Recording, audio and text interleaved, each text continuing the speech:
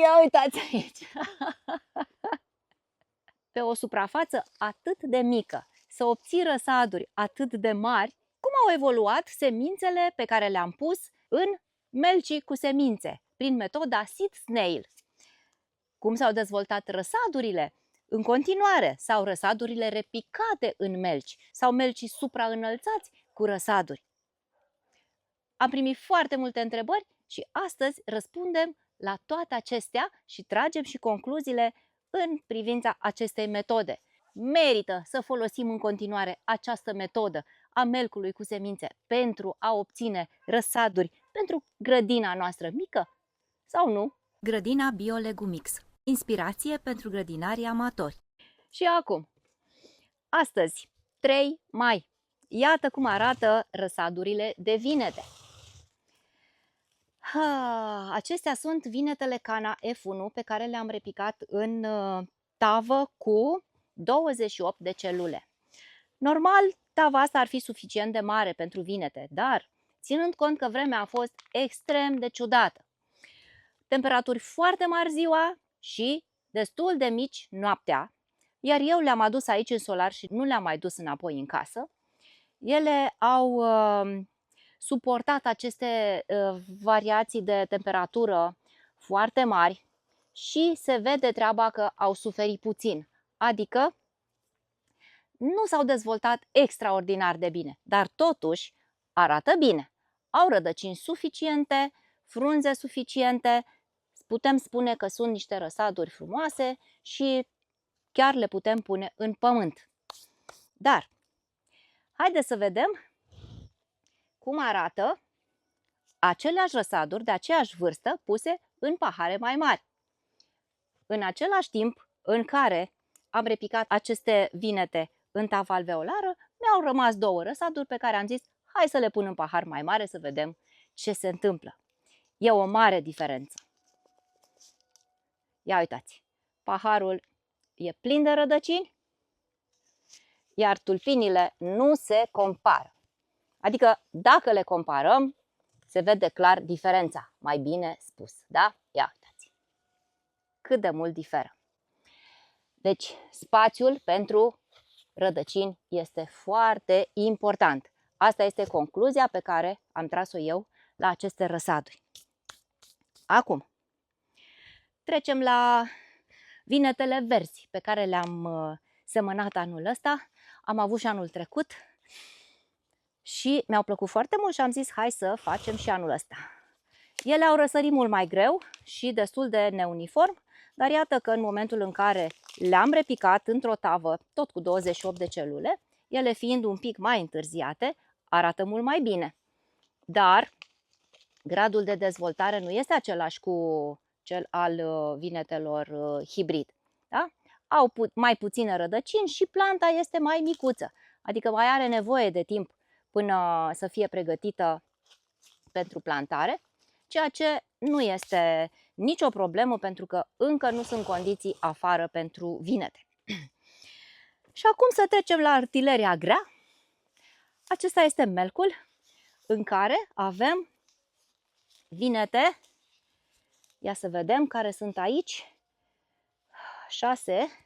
Deci, vinetele verzi. Aceeași vârstă au. Aceeași vârstă. Deci au fost puse la germinat. Când a apărut colțișorul, le-am pus în tăvi și în melc. Deci au răsărit aici și au crescut aici și la un moment dat am îmbogățit pământul, le-am distanțat și am mai pus pământ ca să aibă mai mult și să se poată hrăni și bineînțeles am mers foarte mult pe adâncime, da? Deci faptul că aceste vinete au mult mai mult spațiu pe vertical, adică rădăcinile se pot împrăștia, contează foarte mult. Uite să vă arăt acum și vinetele Cana, la fel de frumoase. Le-am făcut un melc mare, înalt, uite unde sunt rădăcinile. Deci o să desfacem acum un melc din ăsta, pentru că eu pe astea înalte le voi planta în seara asta în solar.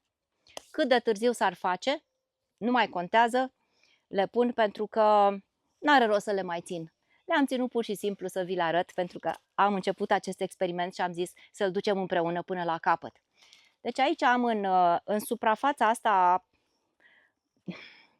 care să zicem că ar fi maxim 10 pe 10 cm, da? Deci 100 de centimetri pătrați, am 2, 4, 6 vinete mari, frumoase. Aici am așa cam, să zicem, 15 pe 15 și am 2, 4, 6, 8. 8 vinete foarte frumoase. O să desfacem acum melcul cu vinetele Cana. Pământul este pregătit, aici l-am udat de dimineață și l-am acoperit ca să nu se evapore apa. E jale cu căldura. Cu toate aerisirile deschise, nu se poate respira în solar. Nu știu ce o să mai fie la vară. Vai de noi! Ia să desfacem noi aici frumos pachetelul ăsta. Aduc și camera mai aproape. Mama mia!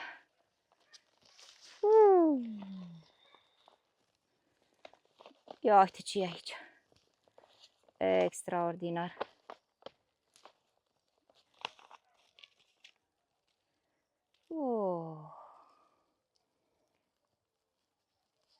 Ia uite!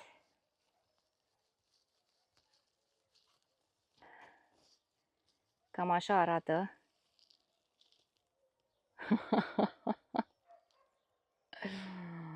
Superbă!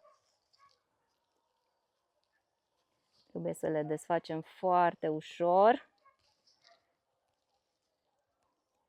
Mai avem și niște intruși pe aici din compost, hai vedem. Uite cât de frumoase sunt. Și acum le iau și le pun în pământ, exact așa pe verticală, cum sunt așezate aici. Încerc să nu le deranjez prea mult rădăcinile. Și cam 2 cm mai sus. Atât. Uite, înainte să vedem și ardeii, ne uităm un pic mai bine din unghiul ăsta. Ce minunăție! Dar ce frumos arată plantele! Ia uite aici! Frunze frumoase, grase, perfecte. Ce să zic, în atât de puțin spațiu și atât de puțin pământ. Le-am udat cu apă, la fel ca și pe celelalte, pe surorile lor.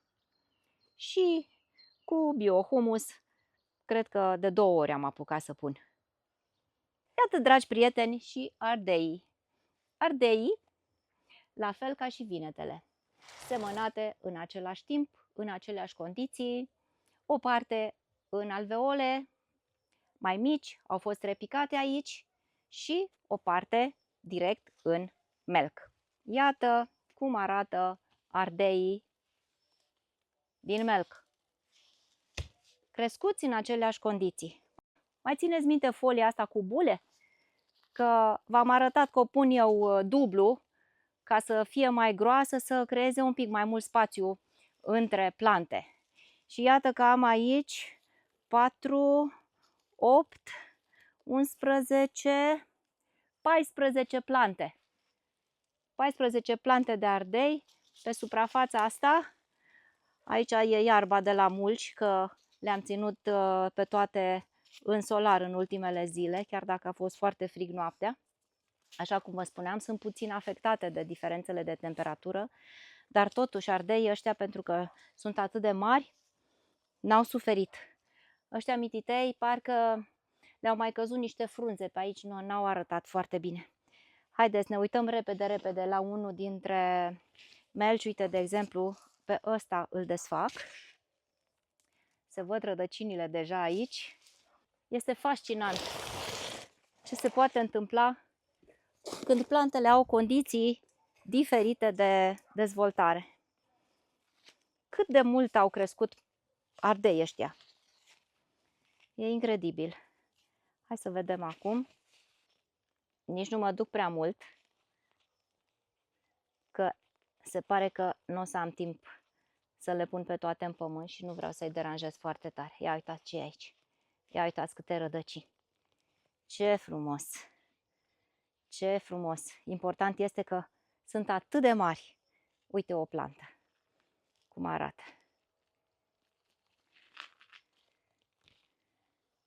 Iată cum arată o plantă. Tocmai bună de pus în pământ și ea se va dezvolta în continuare foarte bine. Sunt convinsă. În seara asta plantez cât pot și restul săptămâna viitoare. Că n-au intrat zilele în sac, chiar așa.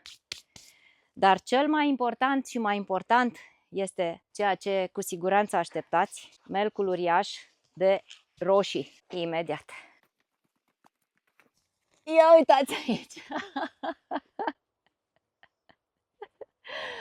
Ia uitați cum e asta!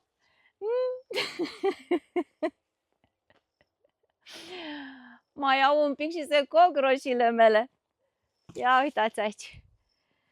Wow! Așa. Aoleu, ce rădăcini are! Ia uitați aici! Ce rădăcini în partea de jos. Da. De fapt, plantele sunt destul de avansate ca vârstă. Le-am semănat pe 19 februarie, deci au fix 75 de zile. Uite așa. Și acum ne uităm ușurel, fără să deranjăm prea mult, că e suficient să ne uităm la una. Se vede cum au crescut rădăcinile? E plin de rădăcini de sus. Iar eu plantele le-am pus mult mai jos, cu tulpinile mult în pământ, în speranța că vom vedea aceste rădăcini. Iată! Cât de frumos au crescut, cât de multe sunt și ce viguroase sunt plantele. S-au dezvoltat extraordinar de frumos. Iată că au și înflorit. Voi risca și le voi pune în pământ afară. Bineînțeles că le voi manevra cu foarte, foarte mare atenție, le voi da o șansă, dar a fost un experiment pentru mine și pentru voi, ca să vedem cât de mult se pot dezvolta aceste roșii și cum fac rădăcinile pe tulpină. Dar până la urmă, dragi prieteni grădinari, mai mici, mai mari, nu trebuie să ducem răsadurile atât de departe cum au ajuns aceste tomate care au flori și care, clar, vor avea un pic de suferit în momentul în care le plantez în grădină. Dar, pe o suprafață atât de mică, să obții răsaduri atât de mari, mie mi se pare un lucru extraordinar. Voi ce părere aveți? Ați încercat metoda odată cu mine sau știți mai multe din experiența voastră trecută? Eu cred că experimentul nu se termină aici și aș vrea să-l urmărim în continuare, să vedem cum evoluează aceste plante, dacă au de suferit în momentul în care le punem în pământ. Roșiile pe care le-am transplantat din melc, deja le-am filmat și o să le filmez în continuare și pe acestea mari, dar și ardeii, și vinetele, și din tăvi, și din melci și vom face comparație, pentru că e bine să știm, să mai avem și metode alternative în situația în care nu avem suficient spațiu sau pur și simplu vrem să ne jucăm și să obținem lucruri extraordinare pe o suprafață atât de mică. O să găsiți în descriere un playlist cu toate etapele prin care am trecut până am ajuns în stadiul ăsta. Iar aici, în fereastra care apare pe ecran, o să găsiți un videoclip despre roșii, dragile noastre roșioare. Cum le cultivăm și cum facem să avem roșii mari, frumoase, sănătoase la noi în grădină. Până data viitoare, vă doresc sănătate, că e mai bună decât toate.